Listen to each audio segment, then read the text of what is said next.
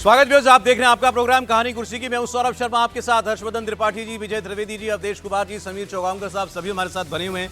अब एक ऐसी अंतर्राष्ट्रीय खबर की बात करते हैं जिसकी चर्चा पूरी दुनिया में हो रही है और पूरी दुनिया हैरान है कि भाई ऐसा भी कुछ हो सकता है। तो सोचा ही नहीं था, कभी सुना ही नहीं था कि यह भी मुमकिन है। लेबनान में हिजबुल्ला के लिए जितने लोग थे वो सब पेजर इस्तेमाल करते हैं कम्युनिकेशन के लिए, क्योंकि उनका जो हेड है नसरल्ला, हसन नसरल्ला, उसने अपने सभी लोगों का भी मोबाइल फ़ोन का इस्तेमाल बंद कर दो, इजराइल पकड़ लेता है, सिग्नल पकड़ लेता है तुम्हारा, और पेजर इस्तेमाल करेंगे सब लोगों ने पेजर लगा लिए।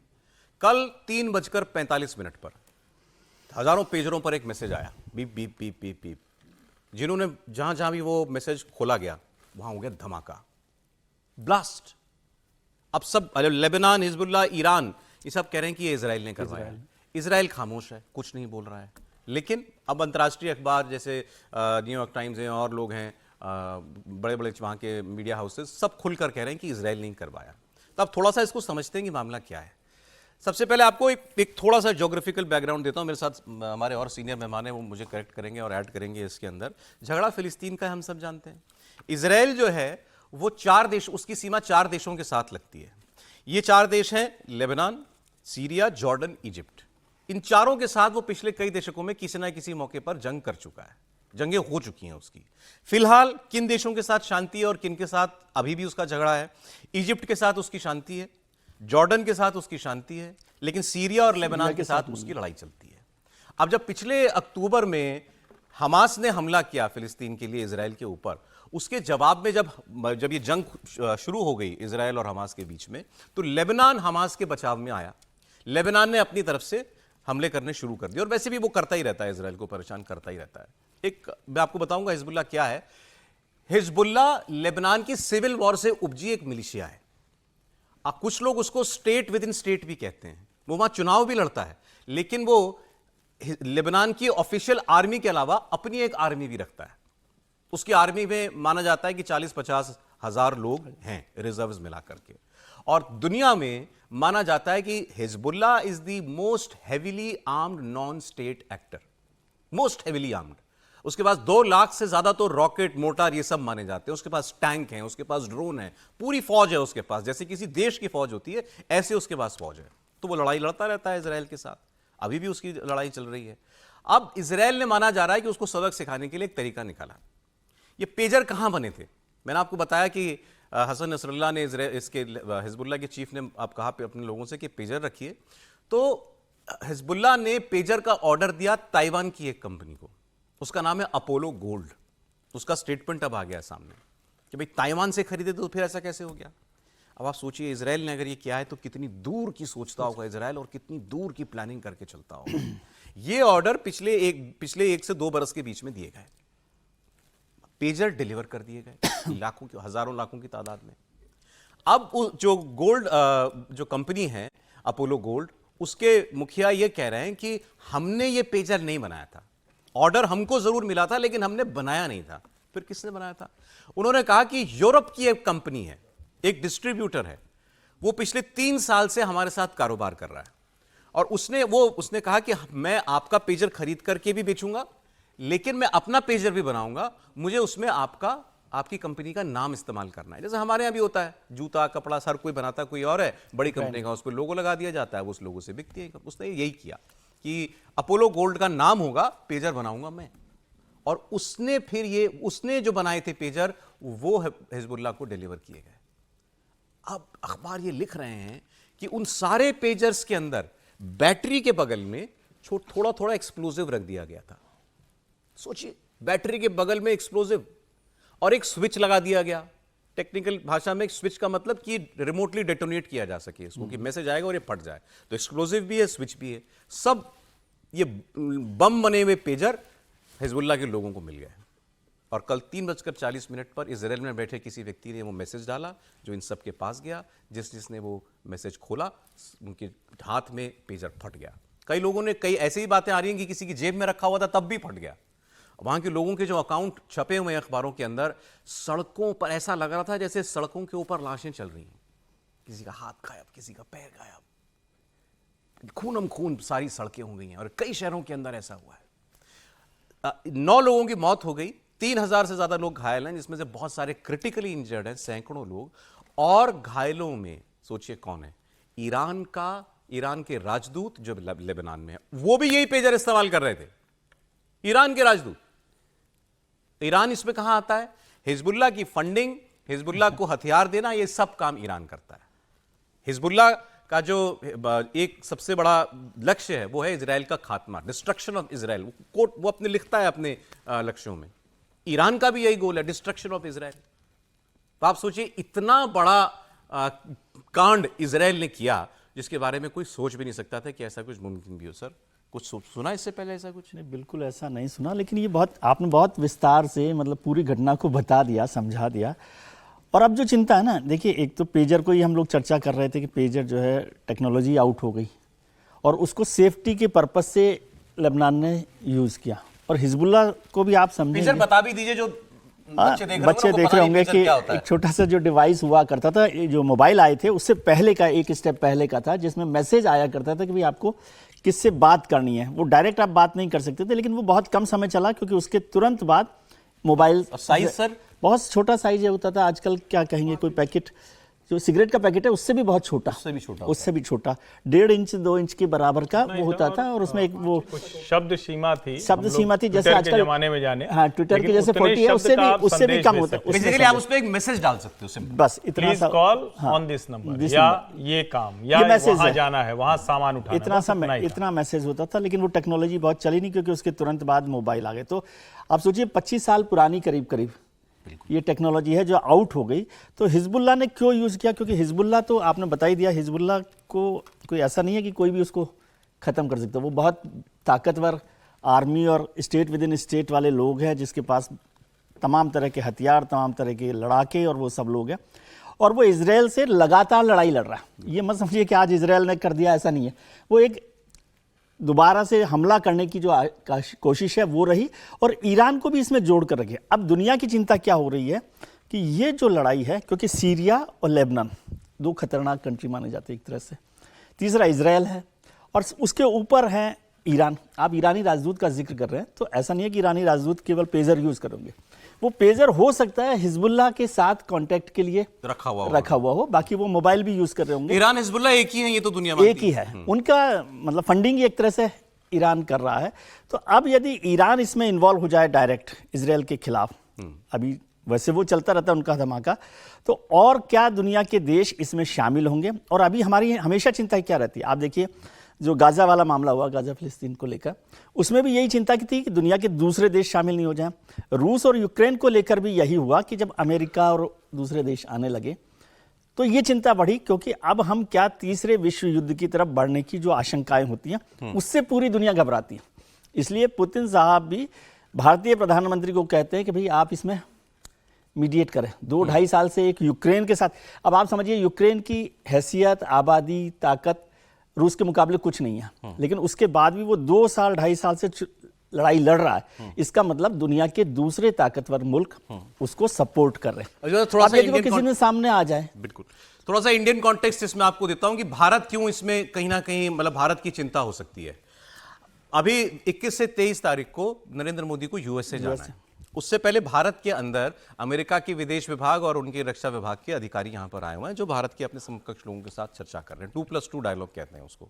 उसमें यूक्रेन के साथ साथ फिलिस्तीन इजराइल के युद्ध को लेकर के भी चर्चा हो रही है, क्योंकि भारत का वहां एक स्टेक है और भारत फिलिस्तीन के साथ, फिलिस्तीन का भी मुद्दों के आधार पर समर्थन करता है। और इजराइल को तो हम हथियार दे रहे हैं इस जंग में। भारत में जो इंडिजिनियस आर्म्स बन रहे हैं वो हम इजराइल को बेच रहे हैं, इजराइल को दे रहे हैं, क्योंकि वो लड़ाई लड़ रहा है। हमने जब लड़ाई लड़ी थी कारगिल की तो इजराइल ने हमको दिया। इजराइल और भारत 2 वे सिस्टम पर है। बिल्कुल। और भारत में कुछ लोगों ने तो सुप्रीम कोर्ट में जाकर के ये अपील की हुई है अभी हाल ही में कि भारत सरकार को निर्देश दे सुप्रीम कोर्ट कि वो इजराइल को हथियार देना बंद करे। मैं आपको कल की एक घटना बताता हूं। कल ईद मिलादुन नबी थी, कल ही थी ना सर, या परसों बिलासपुर में सर 5 लड़कों को गिरफ्तार किया गया। आरोप क्या है कि इन्होंने सड़कों पर फिलिस्तीन के झंडे लगा दिए थे। भारत में फिलिस्तीन लॉबी बहुत मजबूत है, सेंटिमेंट बहुत मजबूत है फिलिस्तीन को लेकर के लिए। और इजराइल के साथ हमारे अच्छे रिश्ते हैं या हम हथियार बेचते हैं, इस बात को लेकर नाराजगी है। इसलिए हमारा स्टेक इस लड़ाई में भी है। देखिए, ये जो घटना है ये दुनिया में ये बताया गया है कि आप चाहे जितने शक्तिशाली हैं, आप भले मजहब के आधार पर दुनिया को नष्ट करने की घोषणा कर दें, लेकिन टेक्नोलॉजी और ताकत हमारे पास है, हम बैठे बैठे आपको नष्ट कर सकते हैं।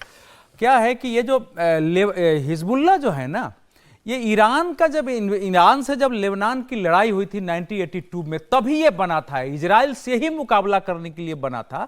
इसके पीछे ईरान के आयतुल्लाह खुमैनी का हाथ था, और इसका जो बेस था वो जो रिवोल्यूशनरी गार्ड थी उनकी ना, जो आज भी ईरान में ईरान रिवोल्यूशनरी गार्ड IR, तो वो इसकी ताकत थी। 1500 को उन्होंने भेजा था।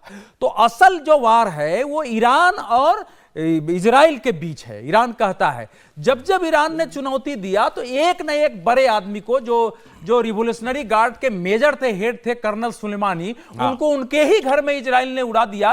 ईरान ने कहा कि हम इजराइल को धरती से नामो निशान मिटा देंगे, उसको कुछ नहीं बिगड़ा। उसके बाद उनके 2 न्यूक्लियर वैज्ञानिक को उड़ा दिया, और ईरान डायरेक्ट नहीं करके हिजबुल्लाह के माध्यम से इजराइल से फाइट करता है भेज करके।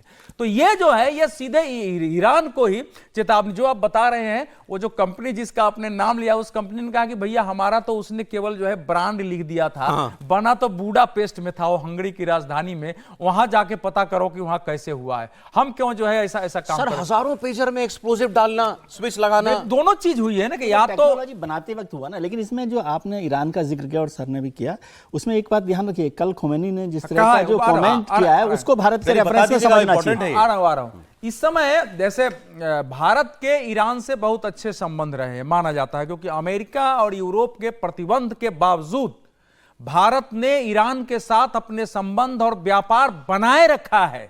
जैसे रूस के साथ तेल लिया है, वैसे लंबे समय तक ईरान से लिया है, इतने दबाव के बावजूद।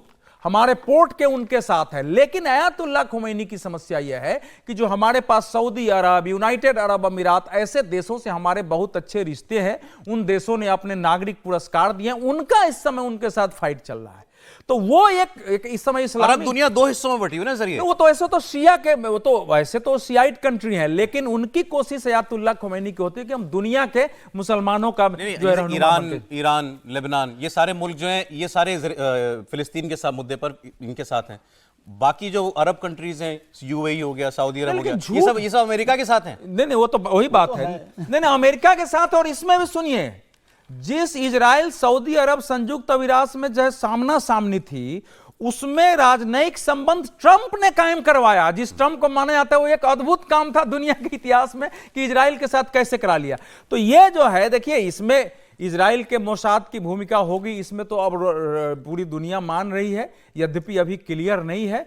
लेकिन इस प्रकार से जो धमाका हुआ है, ये संपूर्ण दुनिया के लिए जो है, हम सब के लिए ये चेतावनी कि हम सब लोग एक गजेट लेके चलते हैं। और हॉलीवुड फिल्मों में हम लोग ये देखते थे कि कहीं पेजर उड़ रहा है, और पेजर आपको बता दूं अमेरिका में आज भी खूब यूज होता है। सुनिए, ब्रिटेन में यूज होता है, कनाडा में यूज होता है। कंपनी ने 2.5-3 लाख पेजर बेचे हैं पिछले साल ऑस्ट्रेलिया और अमेरिका में गया। लेकिन ये हमने बात की, खतरा कितना बड़ा है। तो कहता हूं सीखने का कितना कुछ है इजराइल से। इतना सा देश है, इतना सा देश। आप कभी मैप में जाइएगा, इस मतलब आपको लगेगा ये तो हमारा, हम लोग यूज करते हैं, इसमें 3-4 गोवा मिला दो, एक शब्द हम लोग यूज करते हैं अक्सर जब हिंदुस्तान में भी किसी रेफरेंस में, तो वो पॉलिटिकल विल की बात करते हैं। तो विल पावर क्या है आपकी। और ईरान से एक रेफरेंस में मेरे को याद आया कि मैं तेहरान में था जब ईरान से हमारा भारत के लिए सबसे लंबी गैस पाइपलाइन का काम चल रहा है। मैं हामिद अंसारी उस वक्त वाइस प्रेसिडेंट होते थे, तो वहाँ हम लोग गए थे तेहरान में जब उसका उद्घाटन किया गया था। वो पाकिस्तान से होकर गुजरने वाली है, करीब करीब 20 साल 15 साल इस बात को हो गए, अभी तक वो काम नहीं हो पाया है। तो वो ईरान के रिश्ते भी हमारे बहुत अच्छे हैं, लेकिन वो पाकिस्तान के रेफरेंस में और उन सब बात रह गई ना। जो उनके सुप्रीम लीडर हैं आयतुल्लाह खुमैनी साहब, उन्होंने भी क्या स्टेटमेंट दिया, इसीलिए मैंने कोई सच्चा मुसलमान हो ही नहीं सकता। अगर वो भारत में, म्यांमार में एक देश का और नाम लिया था, यहाँ पर मुसलमान, फिलिस्तीन, इनके यहाँ के मुसलमानों की फिक्र नहीं करता कि उनके ऊपर अच्छा व्यवहार उनके साथ नहीं। उन्होंने कहा कि माइनॉरिटी को लेकर भी, भारत में माइनॉरिटी को लेकर जो उन्होंने कमेंट किया, वो को विदेश मंत्रालय को उस पर जवाब देना पड़ा। इसलिए अपने मुल्क में झांके हमारी बात, इसलिए मैंने कहा कि ईरान का जिक्र। खतरा देखें या सबक देखें इजराइल का। नहीं, राहुल गांधी बोलने से पहले सोचें। इसमें भी राहुल गांधी नहीं, इसमें और उसमें नहीं होता सौरभ जी। नेता प्रतिपक्ष अगर बाहर जाकर बोल रहा है कि सिखों को ये इजाजत नहीं है, अल्पसंख्यक बड़े मुश्किल में हैं, 80 के दलितों जैसे हालात हैं, तो कोई भी नेता बोल देगा। और अगर भारत कह दे रहा है ठीक है, दबाव बना दे रहा है, हड़का दे रहा है, सब आप कोई शब्द इस्तेमाल कर लीजिए, लेकिन मान लीजिए वो पलट के कह दे कि आपका नेता प्रतिपक्ष तो कहता है कि बड़ा अत्याचार हो रहा है मुसलमानों के साथ, अल्पसंख्यकों के साथ, तो आप क्या जवाब दे पाएंगे क्या? और दुनिया में किसी और देश का कोई नेता प्रतिपक्ष ऐसे करता है क्या? तो सबसे पहले तो राहुल गांधी को कुछ भी बोलने से पहले सोचना चाहिए, खास करके विदेश में। अब मूल बात यह कि इससे सीखने लायक क्या है? निश्चित तौर पर सीखने लायक है, और अगर हम नहीं सीखे होते तो आज दुनिया में 5 देशों में एक देश नहीं होता जो सेमीकंडक्टर चिप अपनी बना रहा है। हर गाड़ी में, हर लैपटॉप में, हर मोबाइल में चिप है।